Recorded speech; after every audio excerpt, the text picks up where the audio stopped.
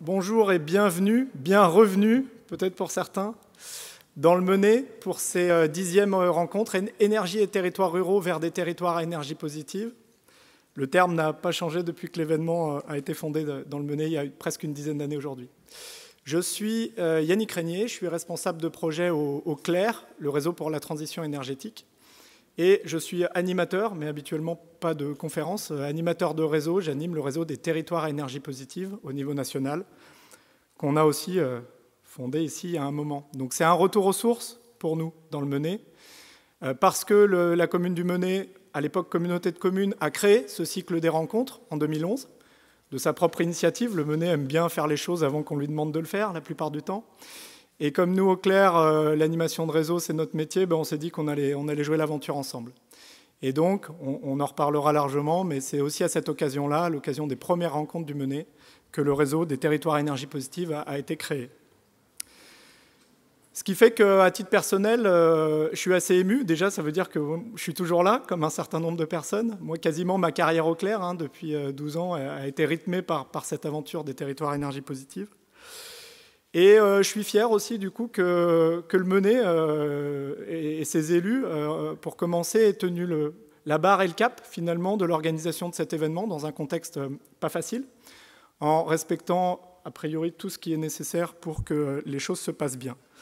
J'y reviendrai. Et du coup, bravo aussi à l'équipe d'organisation. J'en profite du Menet, Kevin Poré, Nola Filâtre, Lucie Pruneau en particulier, qui ont coordonné tout cet événement avec beaucoup d'agilité et de réactivité.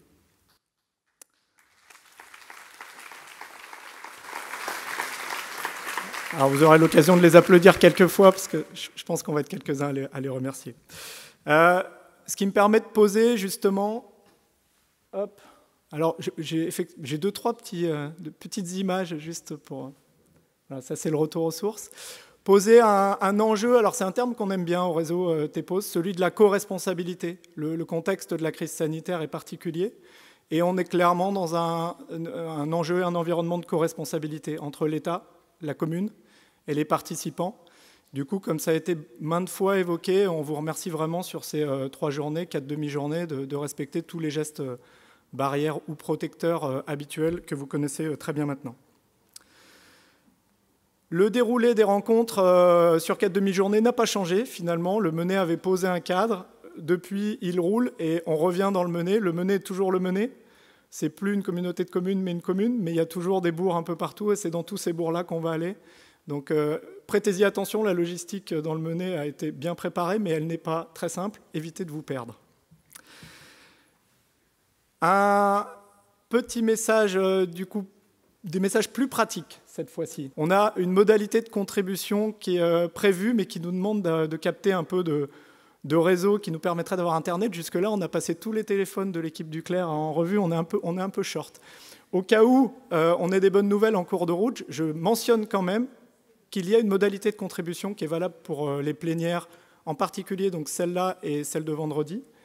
Vous pouvez envoyer soit, si vous êtes un peu moderne, via Twitter, des messages avec le mot-clé TEPOS 2020, ce qui permettra éventuellement que ces messages soient retranscrits à l'écran à un moment donné, ou de manière plus simple et conventionnelle, un petit message écrit par SMS au numéro que vous voyez là. Ce numéro-là, vous allez le revoir affiché plusieurs fois. Donc, un peu sous réserve, on verra si ça marche, mais en tout cas, vous êtes informés.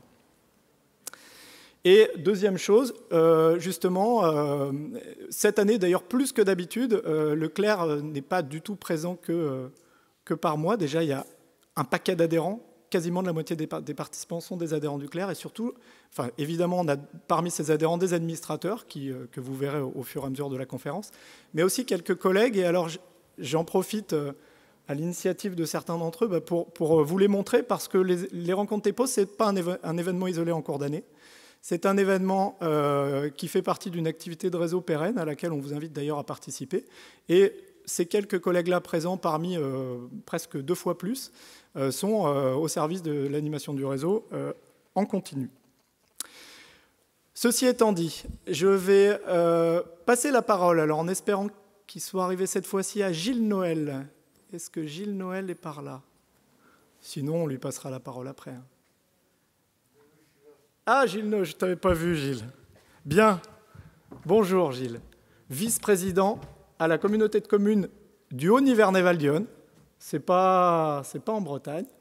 Et Gilles et sa collectivité a accueilli les rencontres l'année dernière. Et traditionnellement, on joue un passage de témoin. Et donc, Gilles, je t'invite à dire quelques mots à ton successeur Gérard Daboudet, voilà, qui est juste devant avec l'écharpe. D'ailleurs, voilà, montez ensemble. Et Gilles, quelques mots peut-être justement de passation, de passage de témoin par rapport à l'événement de l'année dernière. Comment ça s'est passé et qu'est-ce que vous souhaitez à l'organisateur de cette année? Merci.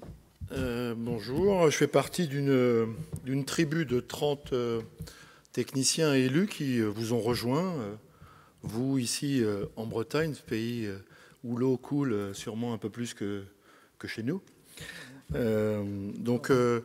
Moi, je veux juste dire 2-3 choses pour vous. D'abord, remercier Leclerc en ton nom, mais au nom du conseil d'administration, des membres qui sont là, parce qu'ils nous avaient fait confiance en 2019 pour organiser ils nous avaient plutôt confié le challenge d'organiser et de faire perdurer à travers la 9e édition ces rencontres TEPOS. Moi, j'ai été très content de mener cette barque, bien sûr pas tout seul, et on y a pris beaucoup de plaisir, un peu de tension, mais pas tant que ça.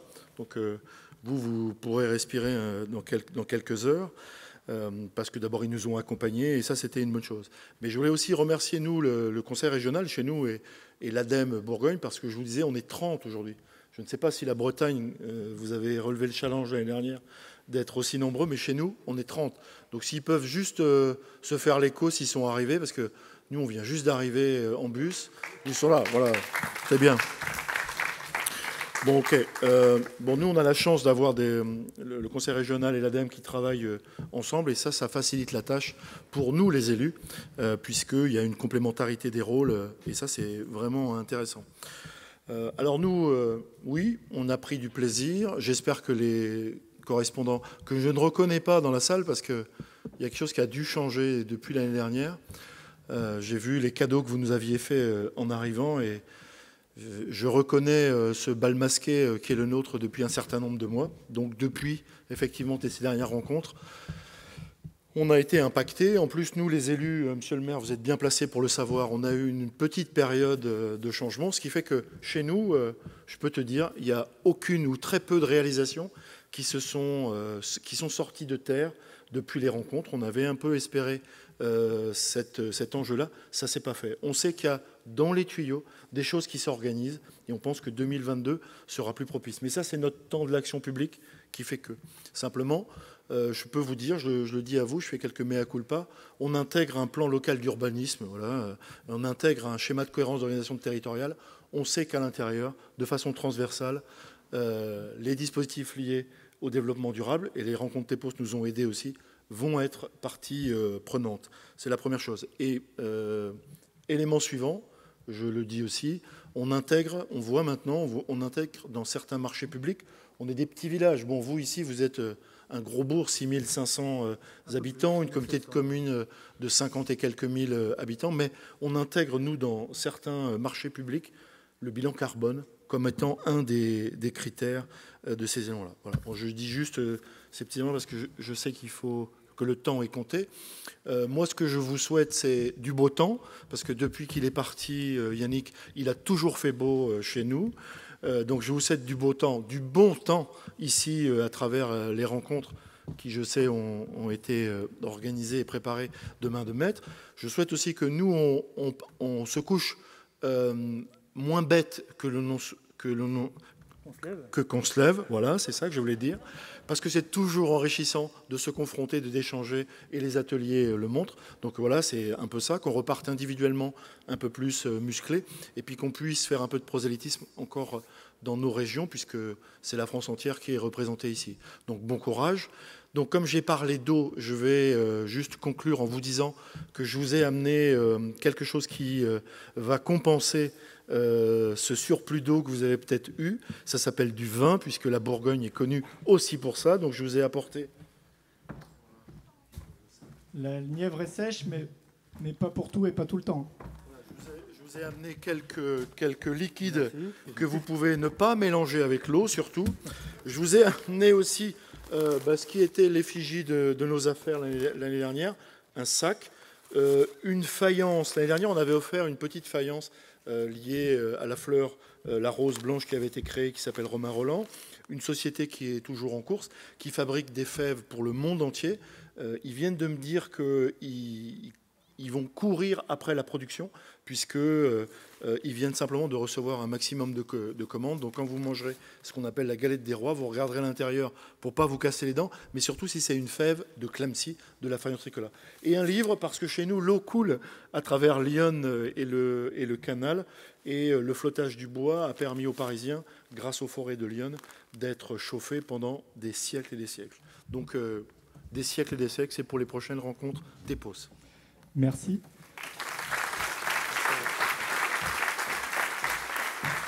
Bien. Merci Gilles.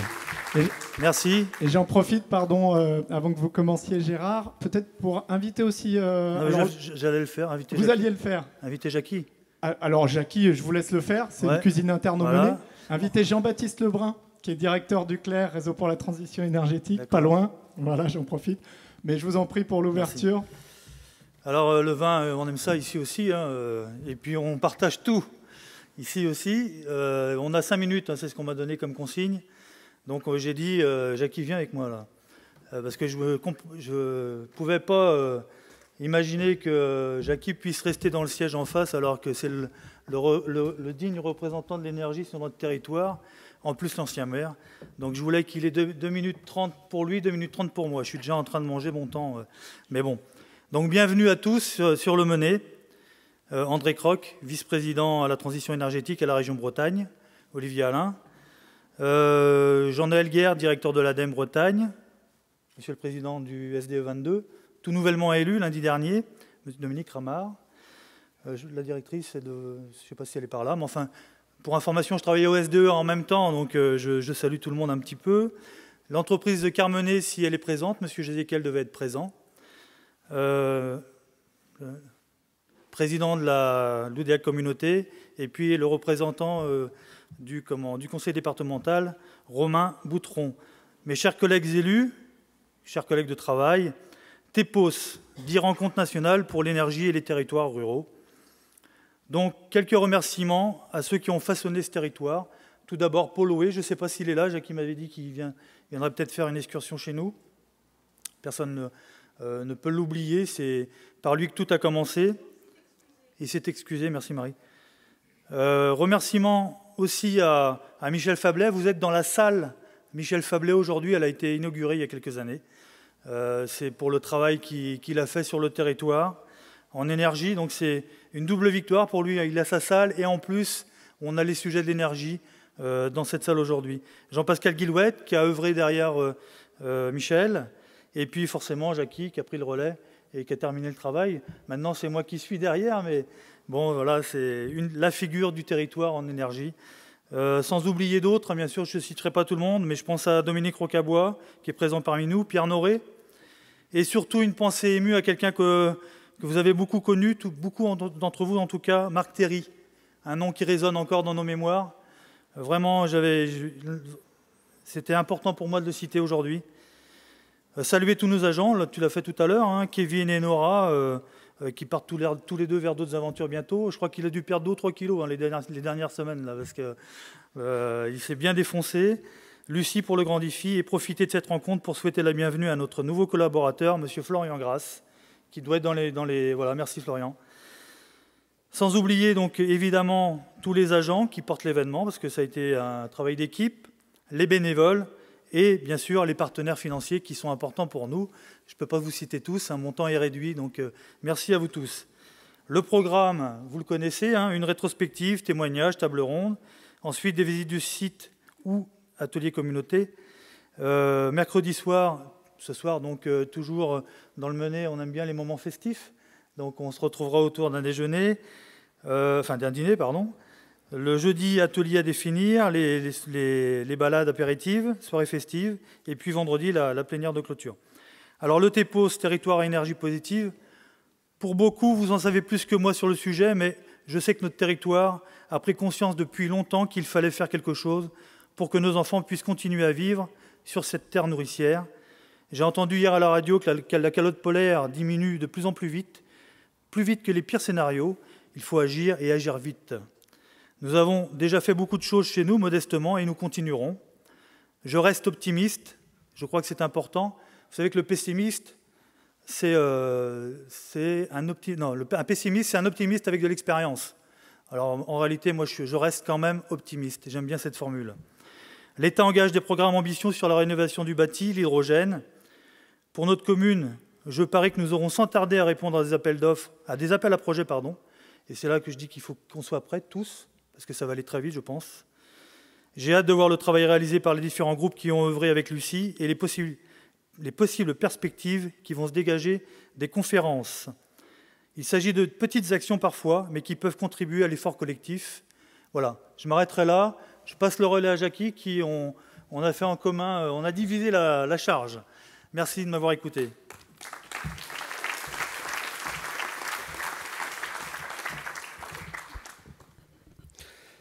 Mesdames, Messieurs, bonjour. En votre qualité et responsabilité, je vous souhaite la bienvenue au Menez. Vous comprendrez que pour moi, ce 10e anniversaire revêt quelque chose d'important, puisque devant vous, vous avez la transition. Donc nous aussi, on est en train de faire la transition, donc vous l'avez devant vous. Donc elle a été faite déjà depuis quelque temps, mais voilà, les choses se passent bien. Et puis on voulait, conjointement avec tous les anciens élus, que je remercie, parce qu'ils sont nombreux et sont encore là aujourd'hui, et puis ils ont eu la volonté d'organiser ça, parce que c'est vrai que quand on avait pris la décision d'organiser les 10e rencontres, n'est-ce pas Yannick, tous ces problèmes-là ne se posaient pas. Et puis quand ça s'est posé, on s'est vraiment posé aussi cette question, on le fait ou on ne le fait pas. Et puis moi, avec Gérard, on s'est dit, moi j'ai au moins quatre bonnes raisons de vouloir le faire cette année en 2020. La première bonne raison, c'est les amis qu'on va retrouver, parce qu'il y en a un paquet parmi vous dans la salle qu'on se connaît depuis 10 ans. Donc pour moi, ça c'est la première raison que je souhaitais faire ce TEPOS. Deuxièmement, parce que le climat, il s'en fout pas mal des élections municipales, cantonales et tout le reste. Lui, il continue à tourner. Je crois qu'on n'a pas de temps à perdre là-dessus. La troisième bonne question, c'était les jeunes élus de cette année. Au Menez, donc il y a eu un changement aussi. Donc voilà, il faut les mettre absolument dans le bain. Faire un break d'une année, n'est-ce pas Yannick, ça aurait peut-être été difficile de relancer la machine. Donc voilà, on a pris ce challenge, on le relève. J'espère qu'avec votre collaboration, ça va bien se passer, parce que c'est très important, ces rencontres. On verra ça tout à l'heure, parce que j'aurai l'occasion de développer un petit peu plus. Mais aujourd'hui, eh bien, les choses ont changé depuis 10 ans. Aujourd'hui, le Menez, c'est une commune nouvelle, c'est 6500 habitants, c'est 162 km². Donc c'est une grosse entreprise, 3000 personnes qui tuent 10 000 cochons, 400 vaches par jour. Voilà, ça permet de placer le cadre, si vous voulez. Donc une activité économique importante, là aussi qui va se trouver demain automatiquement en transition, parce que ce n'est pas qu'une transition d'élus, ce sont des transitions qu'on est en train de mettre en place, ou qui se mettent en place aujourd'hui, bon gré mal gré. Donc voilà, c'est tout ça que personnellement j'avais envie qu'on participe et qu'on collabore ensemble à ce projet.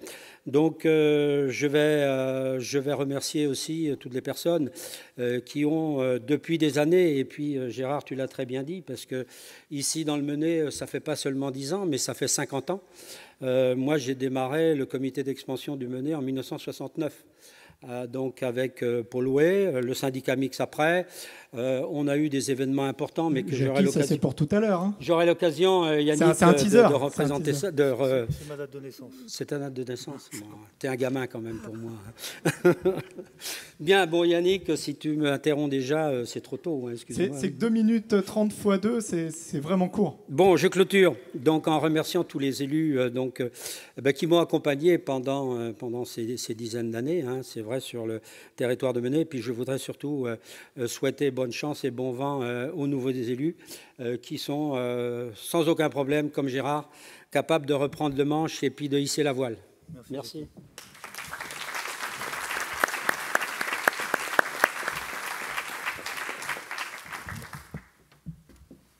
Donc Jean-Baptiste au pied levé aussi.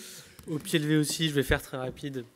Bonjour à toutes et à tous. Donc, un très rapide mot d'ouverture au nom du CLER, le réseau pour la transition énergétique.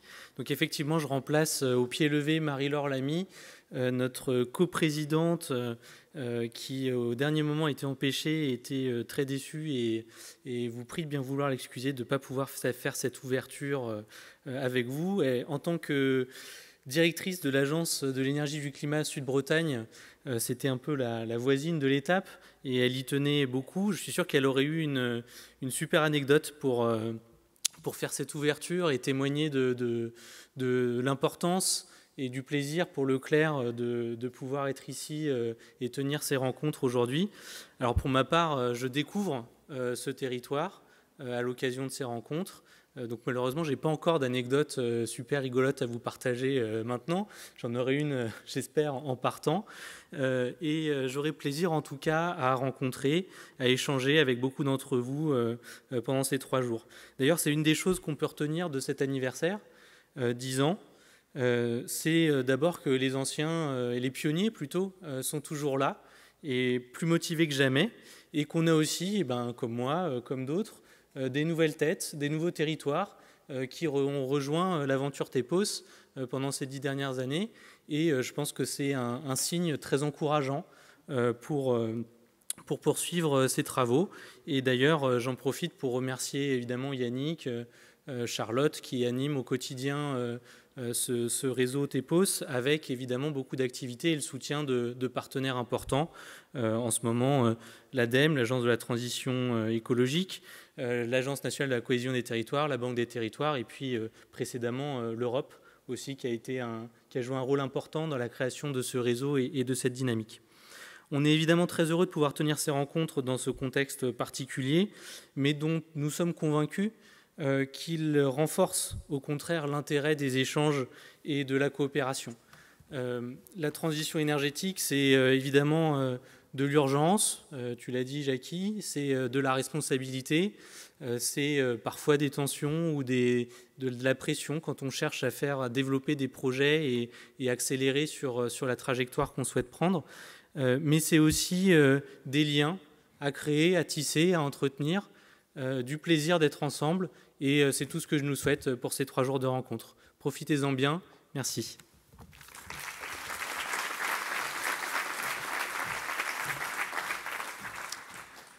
Merci beaucoup. Je vais maintenant proposer à quelques partenaires de cet événement, sans qui il n'aurait pas été possible, évidemment, de dire aussi quelques mots. André Croc, pour commencer, conseiller régional délégué à la transition énergétique de la région Bretagne. Je vous laisse la parole. Bonjour à toutes et à tous. J'ai eu l'occasion de le dire ce matin, mais je veux évidemment resaluer tous les collègues que j'ai croisés et saluer aussi de nombreux élus, parce que je crois que l'essentiel d'entre vous exercez des mandats d'élus locaux, départementaux, régionaux.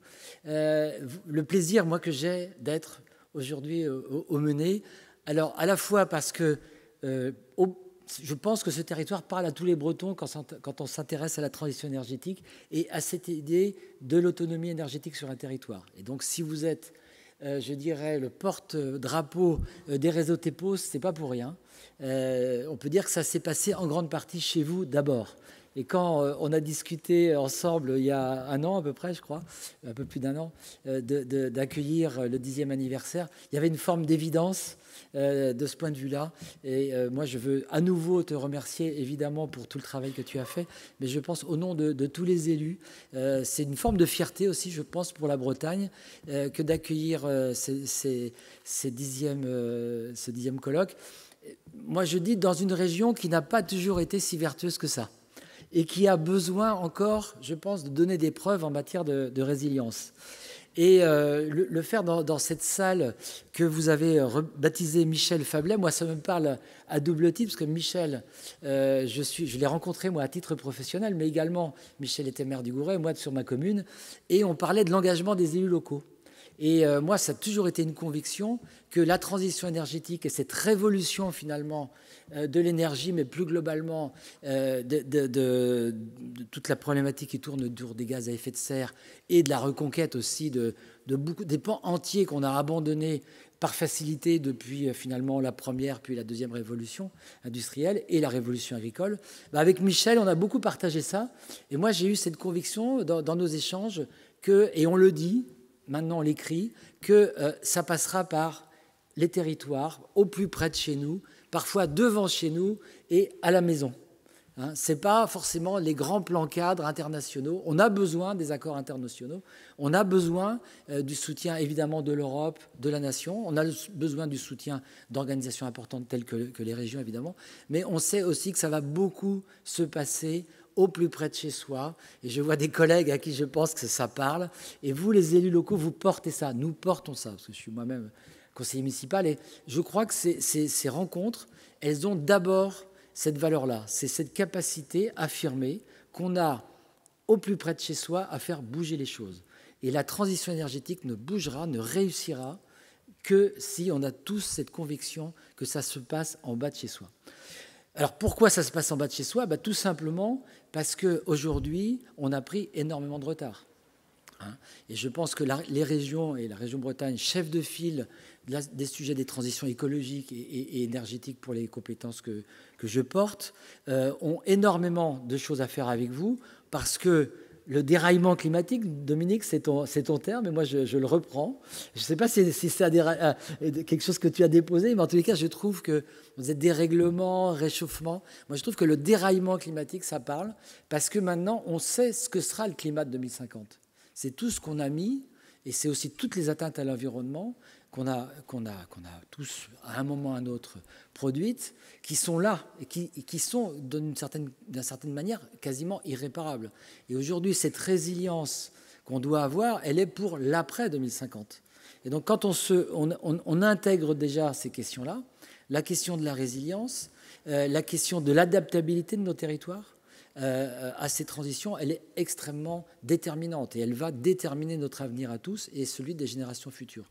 Et moi, je trouve que la région, dans son rôle de chef de file, prend sa part. Moi, je revendique notre région Bretagne dans l'affirmation du projet Brailscope, qui est vraiment l'affirmation d'un projet tourné vers la résilience de la Bretagne, dans tous les domaines, le domaine économique, le domaine agricole, mais l'ensemble des autres domaines. Et dans le domaine énergétique, je crois que nous avons encore beaucoup à faire. Nous avons même pris du retard.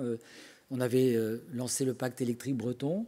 Depuis, on n'a pas non plus été au rendez-vous. Alors, on est parfois nous-mêmes sur nos propres compétences en retard, mais on peut dire aussi, et on peut quand même pointer parfois nos lourdeurs administratives, mettre plus de 15 ans pour sortir un parc éolien offshore, c'est juste inentendable. Quand dans d'autres régions d'Europe, ces projets-là sortent en quelques années, il nous faut 15 ans, et encore au moment où ils devraient sortir, on en est encore à remettre en cause la justesse et la légitimité de ces projets-là. Donc on a, je pense, à affirmer nos convictions, et moi je trouve que le dernier rendez-vous électoral qui a été les élections de 2020 fait date.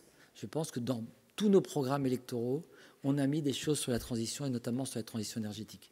Et donc ça, quand vous reprenez les programmes des campagnes 2008 ou 2014, c'était quand même moins affirmé que ça ne l'était en 2020. Donc ça, c'est un autre espoir. L'espoir de la jeunesse, évidemment, qui est là dans les rues, et qui commence à nous demander des comptes, c'est l'autre espoir. Et moi, la conviction, parce que je reste optimiste, c'est aussi le bas de la diapo, c'est qu'on sait travailler ensemble, et en Bretagne, on sait vraiment travailler ensemble. Je pense qu'on a là un peu la façon de faire bretonne, la culture bretonne du consensus, du faire ensemble. Elle va nous être très utile parce que finalement les marches sont tellement hautes que si on n'arrive pas à les franchir ensemble, on ne sera sans doute pas au rendez-vous des enjeux qu'on se fixe. Nous, la Bretagne se fixe de beaux enjeux. On est évidemment dans le facteur 4. On sait que le facteur 6 ou le facteur 7 pour 2050 est à atteindre. Et donc, quand on décline ça après à la maille des compétences sectorielles, mais aussi de ce qui se passe sur les territoires, ça donne un peu le vertige. hein, c'est divisé par 4 quand même la plupart aujourd'hui des ressources qu'on consomme. C'est bientôt divisé par 7, on peut se dire, et ça c'est en une génération, hein, c'est pas à l'échelle de 100 ou 150 ans. Mais je pense qu'en Bretagne, on sait faire ensemble. Je pense que vous allez le dire les uns après les autres. Et je pense que c'est quand même peut-être ça aussi la plus grande force qu'on a en Bretagne, c'est d'être capable vraiment de travailler la main dans la main.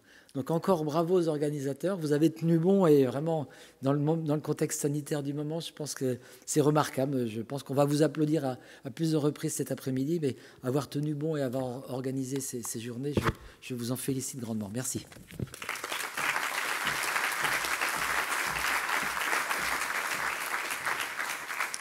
Merci André Croc, et vous faites une excellente transition vers l'ADEME, l'Agence de la transition écologique, et Jean-Noël Guerre, parce que ce trio ADEME Région Dréal en Bretagne, c'est effectivement quelque chose qui est solide depuis longtemps. Jean-Noël Guerre, vous n'êtes pas à votre poste depuis si longtemps, mais à l'ADEME quand même en Bretagne depuis quelques années. Donc quel est le message que vous voulez apporter aujourd'hui aux participants de cet événement ? Bonjour à tous, bonjour à toutes. Tout d'abord, merci d'être présents. Je suis très heureux d'être à vos côtés sur ces 3 jours. Je suis extrêmement impressionné par le remplissage de cette salle, malgré le contexte, malgré les contraintes de distanciation qu'on connaît tous. J'espère, comme ça a été dit précédemment, que ces 3 jours seront l'occasion d'échanges très fructueux. En particulier parce que la transition écologique, la transition environnementale, ça devient une urgence. Je ne vais pas insister sur le sujet, vous l'avez tous remarqué, vous avez tous lu les journaux. Il faut qu'on avance vite. Contrairement aux idées reçues, avancer, ce n'est pas uniquement les grandes agglomérations, ce n'est pas uniquement les grandes villes. Aujourd'hui, la T2E, ce n'est pas les 10 plus grandes villes françaises, c'est vous, c'est nous. C'est les territoires peu denses qui sont la clé de la T2E dans les années à venir, qui sont la clé de la production d'énergie renouvelable. Les éoliennes, c'est chez nous qu'on va les mettre, ce n'est pas dans les grandes agglomérations. Les méthaniseurs qui valorisent nos déchets agricoles, c'est aussi dans les zones moins denses. Les réseaux de chaleur urbains sont nourris par le bocage, par les forêts qu'il y a sur nos territoires. Cette T2E, elle sera nécessairement impulsée par des grandes villes, mais aussi par des territoires moins denses, comme on les représente et comme vous les représentez aujourd'hui. Je suis particulièrement heureux d'être présent aujourd'hui dans le Menez pour ma première édition de ces rencontres TEPOS, parce que le Menez, comme ça a été dit, fait partie c'est un vrai pionnier. Il fait partie de ces territoires exemplaires. C'est un des seuls territoires, à ma connaissance, où on a 100% d'énergie consommée sur les territoires qui est produite localement. C'est un des seuls territoires qui soit aussi en avance sur ce sujet. Il y en a d'autres, mais c'est un exemple, c'est un modèle que chacun peut répliquer. Investir dans la T2E, c'est pas uniquement émettre moins de carbone, c'est pas uniquement émettre moins de polluants atmosphériques, c'est aussi créer des emplois. Si mes chiffres sont justes, et je suis persuadé qu'ils le sont, dans le Menez, c'est une dizaine d'emplois pérennes qui ont été créés depuis 10 ans. Sur des territoires de plus petite taille, c'est des chiffres qui commencent à être intéressants, significatifs. Évidemment, il y a aussi toute une chaîne de sous-traitance, plein d'acteurs locaux qui ont été impliqués. Donc de la création d'emplois en chaîne. Le rôle de l'ADEME dans toute cette T2E, c'est de vous accompagner. Dans cette phase de transition, c'est d'être à vos côtés, aux côtés des élus, aux côtés des territoires, pour tous les projets que vous pourriez avoir, et quelle que soit la taille des territoires. Parmi les exemples, je vais en citer quelques-uns, on peut parler de l'investissement dans les énergies renouvelables, de l'accompagnement de Géotexia, plus d'1 million d'euros d'aide sur le territoire. Un succès collectif local, Chaufferie-Bois. Les plateformes de rénovation de l'habitat, l'accompagnement des citoyens dans la rénovation thermique de leur logement, qui aujourd'hui, avec le programme SAR, est accompagné par le Conseil régional, en lien avec l'ADEME. La mobilisation des citoyens, la mobilisation des citoyens, c'est des sujets qui peuvent se faire à l'échelle de petits territoires, de territoires moins denses. Moins dense ne veut pas dire moins actif. Je pense que vous partagez tous ce constat. Le grand défi sur le Mené fait partie des 16 territoires qui ont été accompagnés l'année dernière par l'ADEME, le Conseil régional. Les cotes ENR, les contrats d'objectifs territoriaux pour le déploiement des chaufferies bois, pour le déploiement d'un engagement du territoire sur les ENR. Ces 2 chaufferies bois accompagnées dans le pays du COB, du centre-ouest Bretagne, et un objectif de 11 chaufferies bois au total pour les agriculteurs du territoire.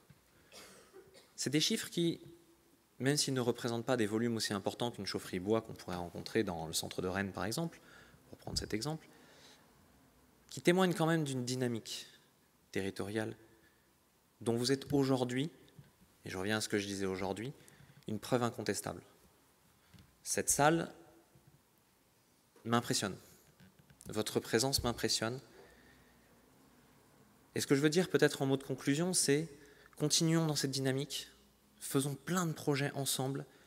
Sachez que l'ADEME sera toujours à vos côtés pour vous accompagner, quels que soient vos projets, quels que soient vos objectifs, quelle que soit la transition que vous voulez mettre en place sur votre territoire. N'hésitez pas à venir nous voir, en lien évidemment avec les acteurs régionaux, le conseil régional, l'État. N'hésitez pas à venir nous voir. La T2E a besoin de vous, l'ADEME a besoin de vous. On ne fera pas des projets sur vos territoires si vous n'êtes pas à nos côtés, et on peut vous aider. Merci à tous et à toutes.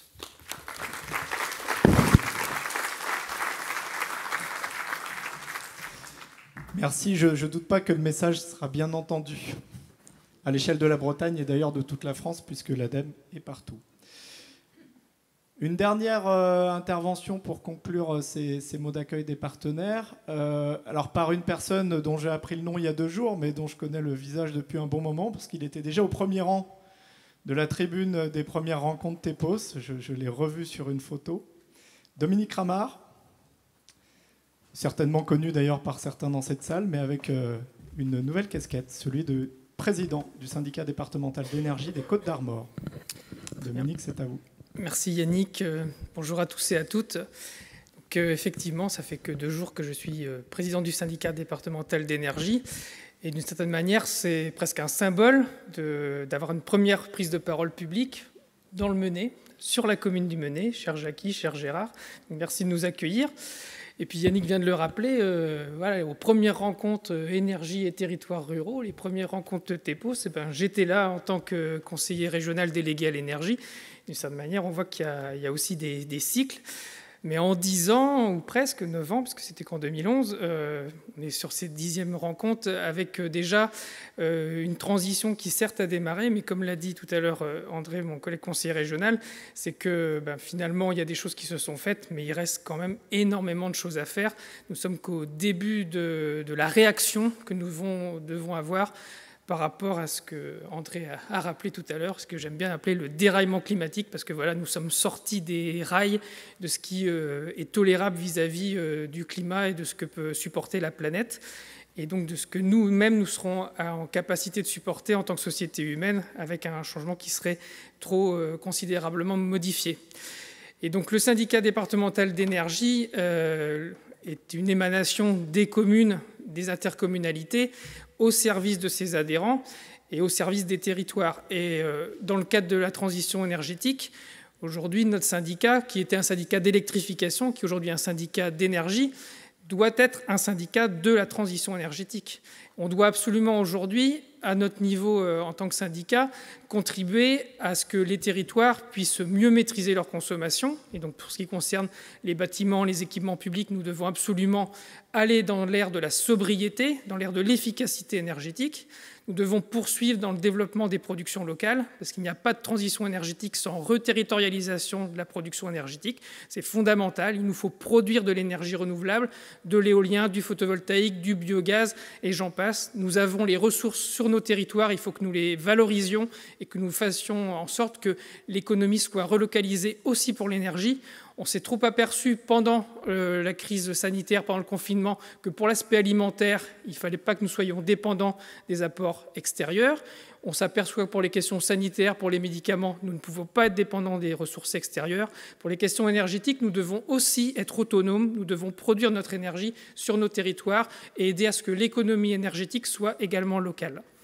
Et puis nous devons aujourd'hui prendre en compte que nous allons avoir besoin des réseaux. Certains croient que l'autonomie, c'est l'indépendance. Alors parler d'indépendance en Bretagne, vous imaginez ce que ça peut vouloir dire. Moi, en matière énergétique, ma règle, elle est claire, un peu aussi pour la partie, ma vision par rapport à la Bretagne. Nous devons être autonomes, c'est-à-dire que nous devons être à la fois en capacité de produire et de moins consommer par nous-mêmes, mais nous devons aussi le faire pour nos voisins, proches ou moins proches. Et donc, il n'y a pas aujourd'hui de transition énergétique sans solidarité, sans réseau. Et le syndicat départemental d'énergie, avec nos voisins en Bretagne et ailleurs, doit être un outil de solidarité et de mutualisation. Nous le rappelons tous les jours. Donc nous devons travailler collectivement entre collectivités avec donc nos partenaires et au service de l'usager dans le cadre du service public que nous mettons en place. Mais nous devons le faire dans une logique donc de solidarité et en réseau.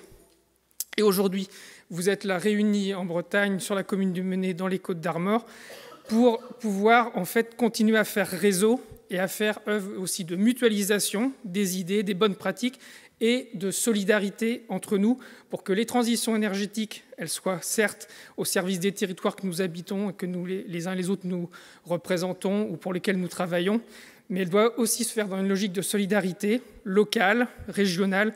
Et je crois aussi qu'on doit pouvoir se le dire au niveau international, parce que le changement climatique, le déraillement climatique, il va tellement avoir un impact international que nous devons d'abord avoir aussi cette logique de solidarité à cette grande échelle. Et donc nous sommes heureux de vous accueillir dans les Côtes-d'Armor aujourd'hui pour en faire du Menet finalement le symbole aujourd'hui d'une forme de réveil autour de la question énergétique. Ce qui a été lancé il y a 10 ans lors des premières rencontres, d'une certaine manière, on le fête aujourd'hui, mais surtout, on doit fêter la force du réseau que vous représentez aujourd'hui et qui peut vraiment être le réseau de la solidarité énergétique, de la transition énergétique. Merci à tous.